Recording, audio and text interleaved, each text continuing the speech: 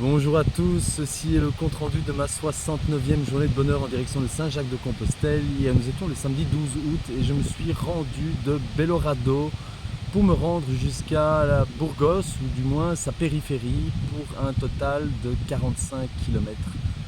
Alors la journée hier, je me suis réveillé sur un lieu de bivouac. J'avais dormi donc sur une table de pique-nique avec mon matelas et mon sac de couchage.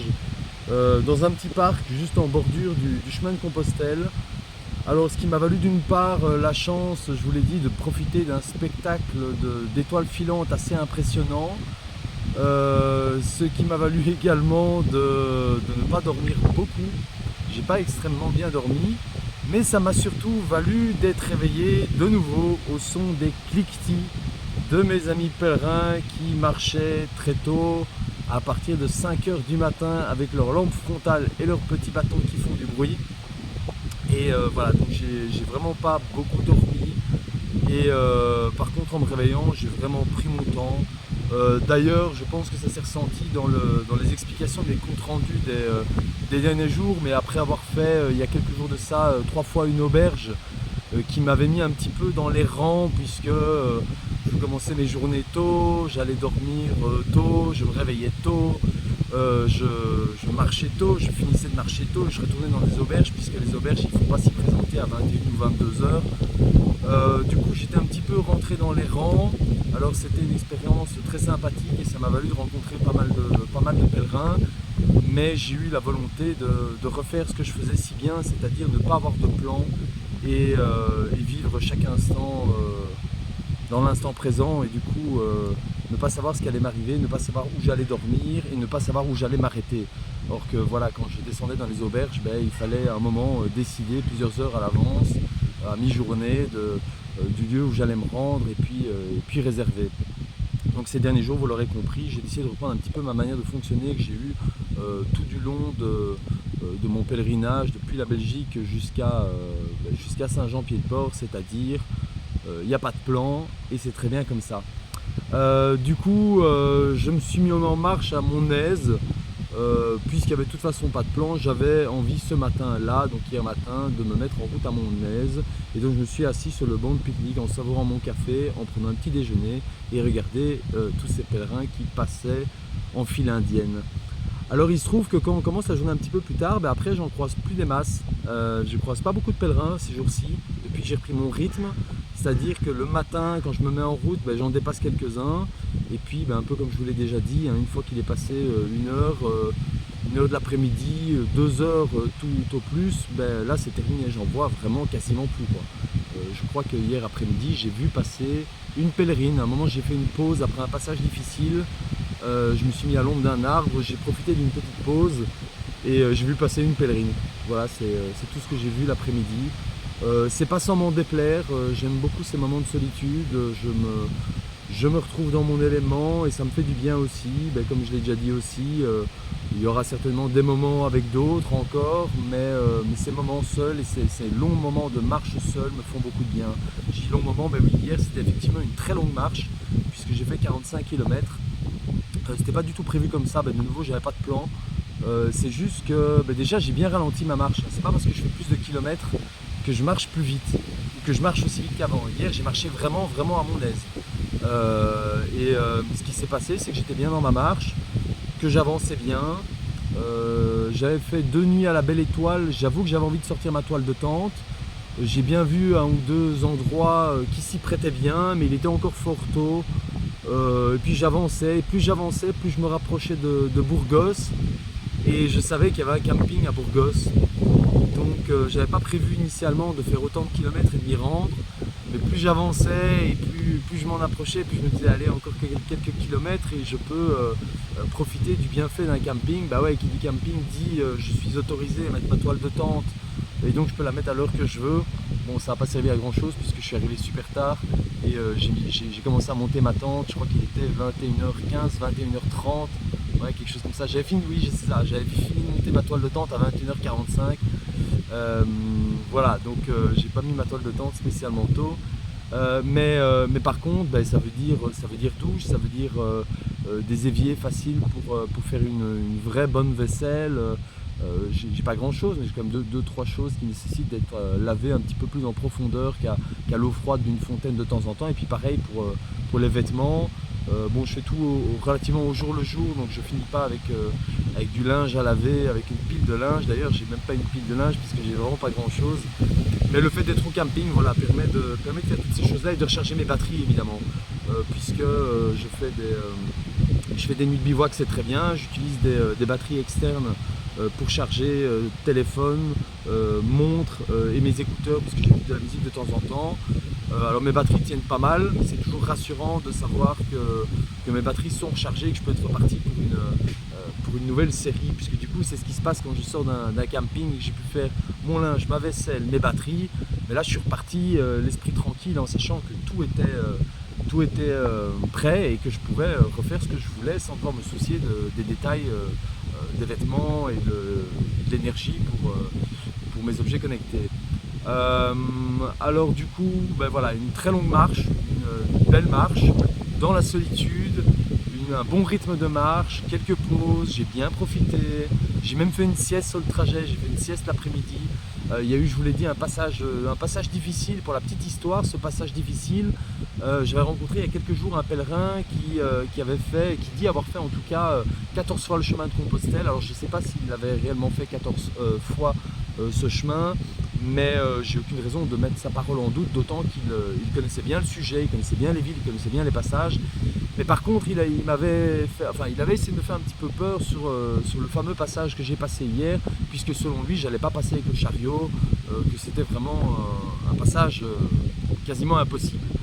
Bon, dans les faits, et c'est bien la preuve qu'il ne faut pas toujours écouter les gens, même les gens qui connaissent bien un sujet, oui, ils connaissaient bien le sujet du chemin, ils connaissaient bien l'état de la route, enfin l'état du chemin, mais par contre, ils ne connaissaient pas Jack, ils ne connaissaient pas mon chariot, ils ne savaient pas de quoi mon chariot était capable. Donc sur le moment, quand il a essayé de me faire un petit peu peur en me disant que je passerai jamais avec mon chariot, je lui ai dit que c'était un problème pour le futur et que là je vivais dans le présent et que je verrais au moment même et que je trouverais une solution. Et j'ai bien fait de ne pas me prendre la tête puisqu'au final c'est passé. Alors oui, c'était un petit peu difficile, oui j'ai dû un peu manœuvrer, mais à aucun moment j'ai dû prendre Jack sur le dos, donc c'est passé, mais j'étais au ralenti. Donc ça a aussi bien ralenti ma marche. Et puis une fois que j'avais passé ce passage difficile et que c'était une petite montagne, une petite colline, vraiment avec des rochers dans tous les sens, c'était vraiment pas évident. D'ailleurs il y aura sur le site des photos de ce passage, on se rend compte que c'était vraiment pas évident avec le chariot, mais c'est passé. Ce chariot est assez incroyable, je dois dire. Et après avoir passé ce passage difficile, mais il faisait fort chaud, j'avais déjà fait pas mal de kilomètres, j'avais encore envie de marcher, j'ai fait une petite pause à l'ombre d'un arbre, voilà, histoire de recharger mes batteries personnelles. Puis voilà, comme je vous l'ai dit, j'ai été jusqu'au camping de Léon. Ce que je n'ai pas dit, c'est que vous savez à quel point j'aime pas faire des plans, mais je suis contraint de tenter d'en faire un là. Alors je vous explique. J'ai constaté avant-hier que les roues de Jack, donc les roues de mon chariot, sont dans un état avancé. Voilà, disons-le comme ça. Pas étonnant. On va passer bientôt les 1900 km, je pense, plus les 200 km d'entraînement que j'ai fait avec Jack avant de partir pour le tester. Je suis déjà surpris que ces roues aient tenu aussi longtemps. Alors pour moi elles peuvent encore tenir, mais j'ai quand même demandé l'avis de la société qui a fabriqué mon chariot Tactical 13. Je les ai appelés par téléphone, on a discuté de ce que je faisais, combien de kilomètres j'avais fait, etc. Je leur ai envoyé des photos de mes roues, et tout en leur spécifiant ce qu'il me restait à faire comme trajet plus ou moins. Et bon, je m'attendais honnêtement à leur réponse, mais ils conseillaient effectivement par sécurité de les changer. Selon eux, il est possible que ça tienne, mais ça pourrait être risqué, ce serait vraiment dommage de compromettre à un moment mon pèlerinage à cause de ça, ou en tout cas de devoir être bloqué pendant longtemps, parce qu'envoyer des roues, ça se fait pas en un jour. Du coup, on en est là. J'ai commandé des nouvelles roues pour Jack. Alors je suis chanceux d'un côté, puisque la société vient de créer un nouveau type de pneus pour les amoureux des longues distances. Du coup, ils ont un nouveau set de pneus qui ne sont pas les pneus d'origine, qui sont des pneus beaucoup plus costauds d'après eux. Donc je suis passé directement sur cette gamme-là. Alors ça, c'est le bon point. Le point suivant, mais de toute façon inévitable, c'est que maintenant il faut trouver une stratégie pour réussir à me faire envoyer ces pneus. Donc la stratégie elle est la suivante pour l'instant. J'ai demandé à Tactical 13 de m'envoyer les pneus dans un camping à Léon. Alors Léon, bon aujourd'hui là j'ai perdu un petit peu le compte, mais je crois que c'était au moment où j'ai fait la commande à 210 km de là où j'étais. Bon voilà, il y a moins de 200 km je pense pour arriver à Léon. Voilà, je sais plus exactement, mais je crois qu'il reste moins de 200 km pour Léon. Il faut pour l'Espagne entre 5-7 jours s'il n'y a pas de retard pour envoyer ce type de colis. Donc voilà, mon plan c'est le colis ne partira que ce lundi. On est dimanche là et le colis partira demain. Mon plan c'est d'être à Léon fin de semaine, vendredi, mais à mon avis samedi, je vais essayer de prendre mon temps, je verrai, mais vendredi ou samedi. Et puis ben, je devrais attendre mon colis. Voilà, c'est aussi simple que ça. Donc je vais être un petit peu tributaire de cet envoi, puisque une fois que la commande est envoyée, ben, je dois la réceptionner à un moment ou à un autre. Donc j'ai préféré faire envoyer sur un camping et dans une grande ville. Pour plusieurs raisons. Dans la grande ville, il y a des choses à faire, il y a des choses à visiter si jamais je devais y rester un peu. Le camping a une réception qui est ouverte toute la journée et tard. Ça c'est bien pour la réception du colis. Ils sont ouverts à ce genre de procédure. D'ailleurs, je les ai contactés bien évidemment pour vérifier que ça ne leur posait pas de problème. Et puisque c'est un camping, je peux rester là plusieurs jours. Ils ont assez de disponibilité, donc si jamais le colis n'est pas arrivé quand je suis là-bas, je peux passer plusieurs jours au camping et je profite des bienfaits d'un camping. Et puis ça ne me fera pas de mal de me reposer un peu, puisque en y en réfléchit, j'ai bien fait quelques petites journées ce dernier mois. Je parle de journées avec moins de kilomètres, notamment quand j'étais à Pampelune où j'avais marché 17 km. Mais là, depuis ma blessure, depuis que donc je suis parti de Crozant, je n'ai pas fait une seule journée sans marche. Alors Crozant, ça fait déjà un petit moment. Passer 1 ou 2 jours à Léon, qui est déjà bien avancé sur le trajet, considérant que j'ai pas pris de pause depuis longtemps, ça me fera certainement pas de mal non plus. Donc voilà, ça c'est un petit peu le plan. Je ne sais pas ce qu'il va donner, je suis assez curieux. Le colis avec les roues pour Jack devrait partir demain. Ça c'est de nouveau une hypothèse. L'hypothèse c'est qu'il arrive fin de semaine ou peut-être lundi prochain ou point d'interrogation. Et puis il faut que moi je sois là-bas plus ou moins dans ces temps-là. Bon, le camping me gardera bien le colis une journée si je ne suis pas encore arrivé, ça c'est pas le plus gros problème. Mais ça sert à rien que j'arrive trop tôt. Et puis si je prends trop mon temps et que j'arrive 3 jours après que le colis soit arrivé, voilà, j'ai perdu du temps pour rien. Si j'essaie de prendre mon temps et de pas trop avancer, rien que pour ça. Donc voilà, il y a un plan qui est en train de se jouer, je suis très curieux de voir ce qu'il va donner. Mais je joue la sécurité puisque, comme peut-être certains de vous le savent, bien sûr depuis le début je vise d'aller jusqu'à Saint-Jacques-de-Compostelle. Mais j'ai toujours dit qu'une fois là-bas, et je ne statuerai sur ce point qu'une fois là-bas, j'insiste, mais il n'est pas impossible que j'aille finir mon pèlerinage à Finistère, qui est une centaine de kilomètres plus loin.